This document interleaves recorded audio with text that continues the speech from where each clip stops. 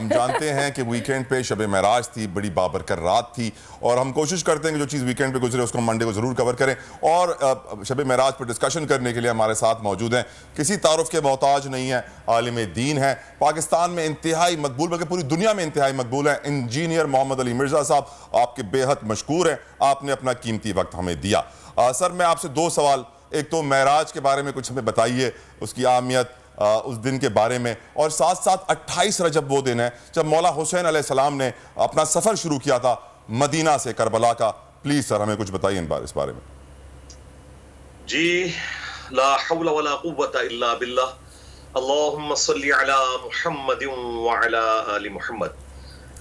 اللہ کے محبوب صلی اللہ علیہ وآلہ وسلم کو اللہ تعالیٰ نے کئی ایک معجزات عطا فرمائے، ان میں ٹاپ آف دا لسٹ جو معجزات ہیں ان میں سے ایک الاسراء والمعراج کا معجزہ ہے، اور یہ ان چند معجزات میں سے ہے جن کا ذکر قرآن کے اندر آیا ہے۔ قرآن پاک میں اللہ تعالیٰ نے دو صورتوں کے اندر اس معجزے کا ذکر کیا۔ ایک آپ صلی اللہ علیہ وآلہ وسلم کا زمینی سفر تھا جو بیت اللہ سے لے کر بیت المقدس تک تھا، اسے الاسراء کہا جاتا ہے، یعنی رات کا سفر۔ سبحان اللہ۔ اور دوسرا سفر تھا المعراج۔ الاسراء کا ذکر سورہ بنی اسرائیل کے سٹارٹ میں آیا ہے، سبحان الذی اسری بعبدہ لیلا من المسجد الحرام الی المسجد الاقصی الذی بارکنا حولہ۔ سبحان اللہ۔ اور دوسرا جو ہے سورۃ النجم کی آیات کے اندر آیا المعراج، جس میں آسمانوں کا سفر ہے، اور اس کی جو تفصیلات ہیں وہ بخاری اور مسلم کے اندر آئی ہیں۔ بیسیکلی اللہ تعالیٰ نے اللہ کے محبوب صلی اللہ علیہ وآلہ وسلم کو آلموسٹ مکے کی 13 سالہ جو دعوت تھی اس کے اینڈ پہ، ہجرت مدینہ سے کچھ عرصہ پہلے، آپ سمجھ لیں ایک ریکریشنل ٹرپ کے طور پر آپ صلی اللہ علیہ وآلہ وسلم کی تکالیف کو رفع دفع کرنے کے لیے اور اپنی قدرت کی نشانیاں دکھانے کے لیے جو سورہ بنی اسرائیل میں آیا، معراج کا سفر کروایا۔ ایک ہی رات میں، بخاری مسلم میں آتا ہے، قرآن پاک میں بھی آیا، بخاری مسلم میں تفصیلات موجود ہیں کہ آپ صلی اللہ علیہ وآلہ وسلم کو مکہ شریف سے بیت المقدس لے جایا گیا، اور یہ حصی معجزہ تھا، خواب میں نہیں تھا، بیداری میں تھا، اور وہاں پر انبیاء کرام علیہ السلام کو برزخی طور پر جمع کیا گیا۔ صحیح مسلم کے الفاظ ہیں کہ میں نے ان کی امامت فرمائی، اور پھر وہاں سے حضرت جبرائیل علیہ السلام لے کر آپ کو آسمانوں کی طرف گئے، اور بخاری مسلم میں تفصیلات موجود ہیں کہ ہر آسمان کے اوپر ایک پیغمبر کے ساتھ ان کی ملاقات ہوئی۔ الٹیمیٹلی آپ کو جنت بھی دکھائی گئی، جنتیوں کا جنت میں پہنچنا، جہنمیوں کا جہنم میں پہنچنا، یہ وقت میں ٹریول کروا کے پہلے ہی اللہ کے محبوب صلی اللہ علیہ وآلہ وسلم کو دکھایا گیا۔ اور الٹیمیٹلی جو تحفہ ملا، جو سب سے امپورٹنٹ ہے کہ ہم اسے آج ڈسکس کریں امت کے حوالے سے، وہ مسلم شریف میں تفصیل کے ساتھ آیا کہ آپ صلی اللہ علیہ وآلہ وسلم کو 3 تحفے اللہ تعالیٰ نے دیے۔ نمبر 1 5 نمازوں کا تحفہ، سبحان اللہ۔ نمبر 2 سورۃ البقرہ کی آخری 2 آیات، سبحان اللہ۔ اور نمبر 3 کہ جو کوئی بھی آپ کا امتی شرک نہیں کرے گا اس کی مغفرت کی گارنٹی اللہ کے محبوب صلی اللہ علیہ وآلہ وسلم کو دے دی گئی۔ سبحان اللہ۔ تو یہ 3 معراج کے تحفے تھے۔ اگر ٹائم ہوتا تو میں اس پہ تفصیلی گفتگو کرتا۔ اور ساتھ ساتھ مولا حسین علیہ السلام کا جو سفر شروع ہوا 28 رجب کو، اس کے اوپر ہی مرزا صاحب کچھ بتائیے ہمیں۔ دیکھیں جی، سیدنا حسین ابن علی رضی اللہ تعالیٰ عنہ اس امت میں حق کی وہ نشانی ہے اور روشنی کا وہ بلند مینار ہے کہ جس سے پوری دنیا کے لوگ جو حق کے لیے کھڑے ہوتے ہیں، خواہ وہ تعداد میں تھوڑے ہی کیوں نہ ہو، ان کو وہاں سے ایک مثال ملتی ہے اور ایک موٹیویشن ملتی ہے کہ آپ مختصر ہیں لیکن سچائی کے لیے کھڑے ہیں، اور دوسری طرف 3 براعظموں میں پھیلی ہوئی بنو امیہ کی حکومت ہے، تو آپ نے یہ پرواہ نہیں کرنی، حتیٰ کہ آپ رضی اللہ تعالیٰ عنہ اس یعنی تکلیف میں وہاں سے نکلے۔ کس کا دل کرتا ہے کہ وہ حرم مکہ کو یا حرم مدینہ کو چھوڑے؟ لیکن جب اسلام کے اوپر برا وقت آیا تو سیدنا حسین ابن علی رضی اللہ تعالیٰ عنہ علیہ السلام کو پتا تھا کہ نبی صلی اللہ علیہ وآلہ وسلم کے نواسے کی حیثیت سے میں کسٹوڈین ہوں دین کا، اگر میں نے بھی کسی حکمت عملی سے کام لیا جیسا کہ ان کے زمانے میں اور نیک لوگوں نے لیا، تو پھر بنو امیہ کی یہ جو حکومت ہے، جو ملوکیت ہے، جس کے کئی جو معاملات ہیں وہ اسلام کے خلاف ہیں، یہ لیجیٹمائز ہو جائے گی۔ اس لیے انہوں نے سٹانس لیا اور راہ حق کے لیے روانہ ہوئے اور الٹیمیٹلی ان کی شہادت کربلا میں ہوئی.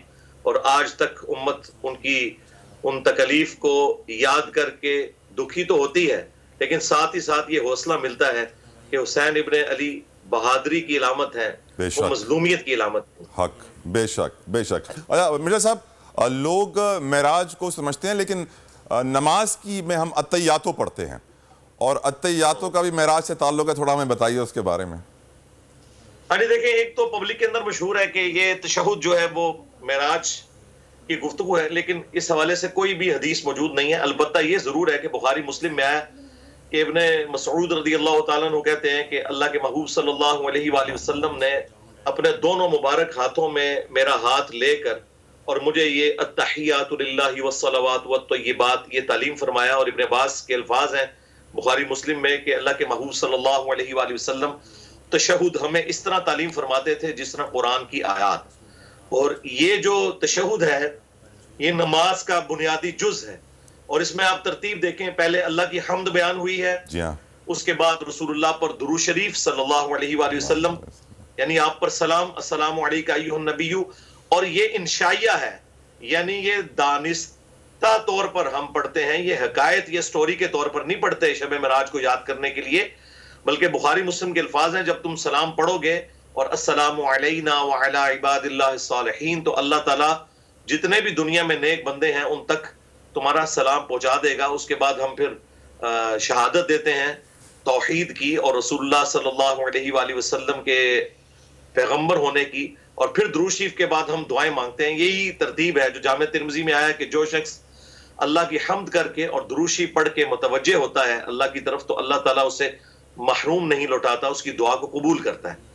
اب یہ جو آپ نے معراج کے ساتھ اس کا ذکر کیا تو دیکھیں بخاری مسلم دونوں میں آیا کہ یہ 5 نمازیں معراج کا تحفہ ہیں. بے شک.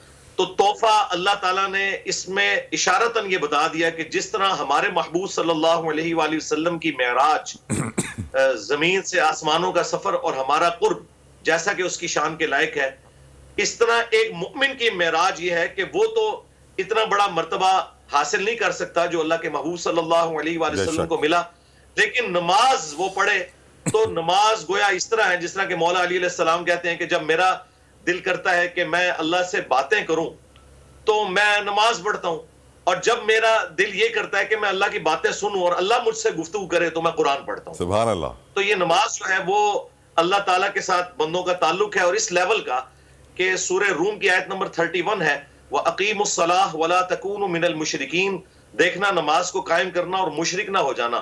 اور صحیح مسلم میں حدیث ہے 246 نمبر کہ بندے کے کفر اور اسلام، شرک اور ایمان کے درمیان فرق کی نماز ہے. یعنی جو نماز پڑھنے والا ہے وہی اللہ کے نزدیک مسلمان اور مومن ہے، ورنہ بغیر نماز والا جو مومن ہے وہ پاکستان کے شناختی کارڈ میں ہی مسلمان ہے صرف. بہت بہت شکریہ مرزا محمد علی انجینئر صاحب، آپ نے اپنا قیمتی وقت ہمیں دیا، لیکن واضح کر دیا ہے جو امپورٹنٹ ایشوز معراج کے حوالے سے تھے. بڑی رات تھی یہ، ساتھ ساتھ مولا حسین علیہ السلام کا سفر جو 28 رجب کو شروع ہوا.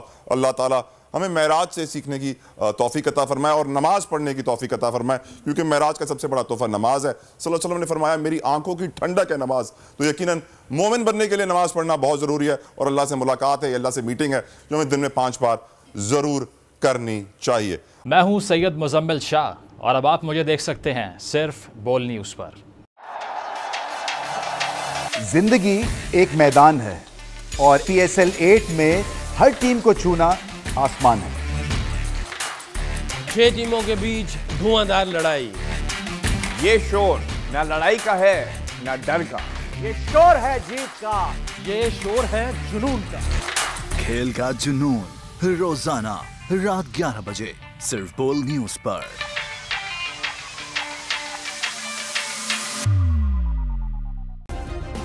سبسکرائب کریں اور بیل دبائیں تاکہ کوئی خبر رہ نہ جائے.